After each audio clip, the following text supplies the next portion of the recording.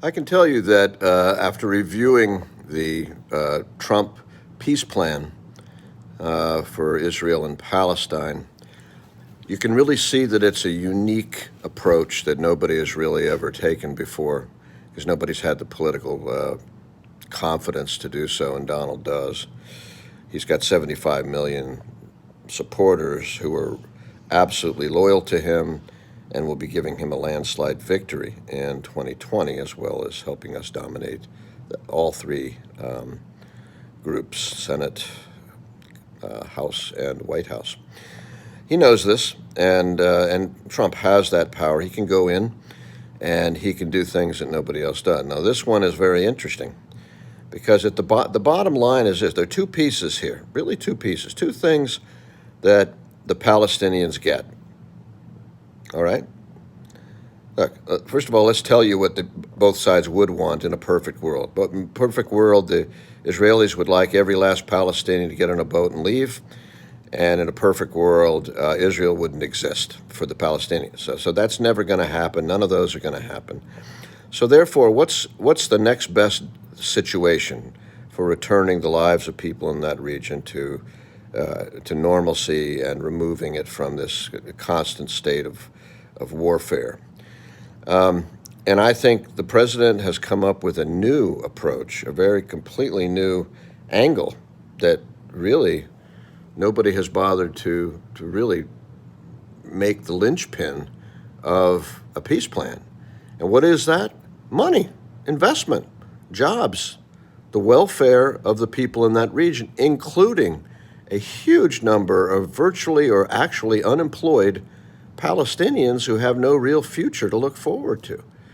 Now, what we're saying here, what Netanyahu is saying, what the president is saying, we will make it a fundamental part of our business model that you receive, and we set it up this way, investments, and we develop jobs, etc., just as the magic job man's done in the States. Well, we'll do it for you, Palestine. We'll do it for you, Palestinians, and we'll give you the ability to have a future and something in the future, not the hopelessness that you have now. Now, that's a big, big thing for the people of the Palestinian people in that region. Big thing, big thing.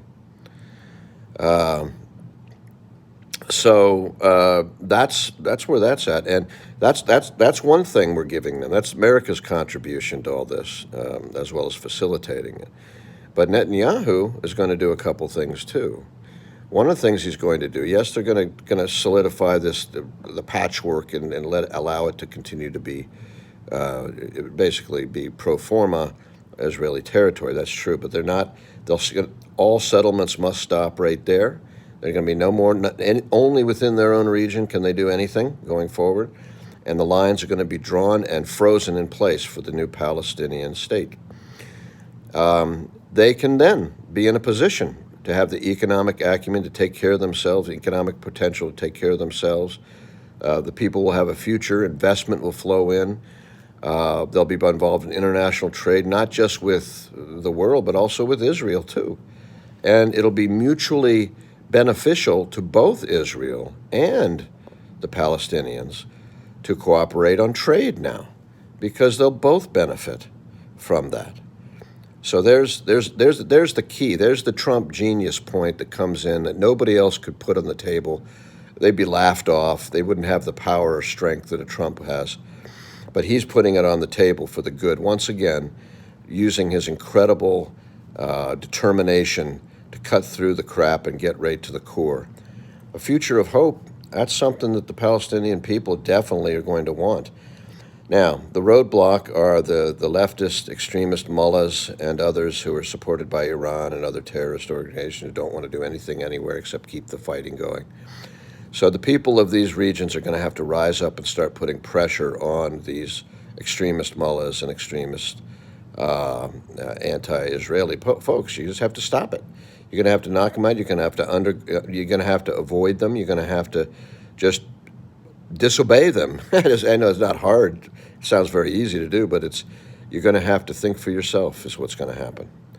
So that's that's basically where we are at this point, at this juncture.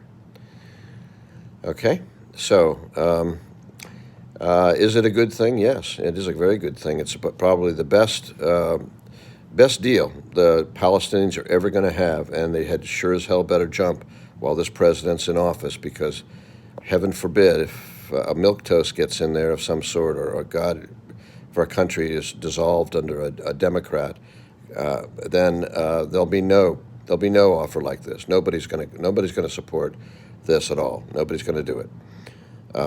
So I would say simply to you that if anyone who happens to be of Arab background or is traditionally anti-Israeli, put that aside. Try to put that aside and think about the welfare of the working class people in the Palestinian territory. This is an opportunity to have set boundaries and to have money and investment for the future of the children of the Palestinian region. That's what this is. This is the genius and the brilliance of our president, who actually is a very brilliant man, who just happens to be extremely wealthy and extremely hard-working, tirelessly so. So we say this is a great plan. We think that this route, investment and investment incentives and actual direct investment by the U.S. into Palestine, this is the plan. This is the way to go. For our Arab countries in the region who feel like they can't have the political capital to back the president, think again. Think about the fact that if this is what you want, if you want this to continue in stalemate forever and ever, then don't do a damn thing and listen to the extremists and terrorists and mullahs and everybody else. Listen to them. But this is the very first time that there is a brand new sheriff in town named Donald Trump, who's openly pro-Israel. We're not dancing around it and pretending we're not, and it's not openly pro-Palestine either. Everybody knows that too. But with Trump, what you see is what you get. You don't have to play games with Donald Trump. He says, listen, I don't support, the crazy stuff going on with the Palestinians with the Iranian Hamas terrorists and stuff going. We're not for that. Yeah, we're not for it. We don't support you. And we do support Israel.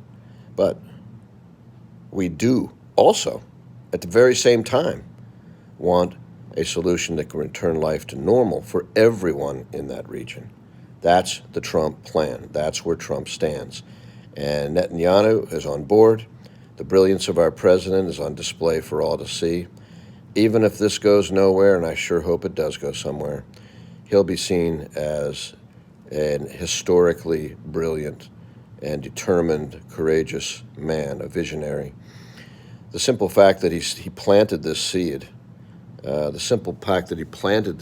peace in the Middle East, that alone is a historic moment, an historic gesture. So he's already won that. He's already done something there. Trump is also going to be coming out, folks, in a completely different subject matter, but he's also going to be coming out with a formal Trump Care proposal very shortly. We already know what it is. It's basically competition between states, required monthly full disclosure of all hospital expenses, costs, and on a monthly or regular basis, quarterly maybe, and a pool of reserve funds for pre-existing conditions. Very simple system. Of course, there'll be a national database where people can go in and have them compete against one another. Once they begin competing against each other, at that point, everything improves, because the capitalist system always lifts all boats ultimately, as long as the regulators and tax guys stay out of the way. That's it. So we think this is we love these new, and this is a preview too of what's going to happen once we reelect Donald, and we give him a Republican House, and we can stop the hoaxes and the witch hunts and the other crap and get down to actually legislating, which is why people are elected in the first place. Donald, this is a preview. He's an objective-oriented guy. He doesn't care what anybody thinks or says. He'll go right for whatever it is, and he doesn't. If Mitt Romney doesn't like it, he can go shove it up his rear end, and that's the way it is. He looks for solutions. He says this solution works. Let's get to it, and that's all. And the rest of it is what can we do to get to it? What is physically possible? What can we think up? What can we try to do? The objective is defined. It's not changing. The objective doesn't change with Donald Trump. You begin with an objective and you achieve it. Or if you don't absolutely achieve it all the way, then you move heaven and hell and earth to move it. Because this is how he works. This has worked his whole life. Identify a quality, good objective, that it's your responsibility to do anything you can to reach that objective. And unlike past presidents, he doesn't care about the politics. He doesn't care who likes it. Okay, we're not concerned about being likable.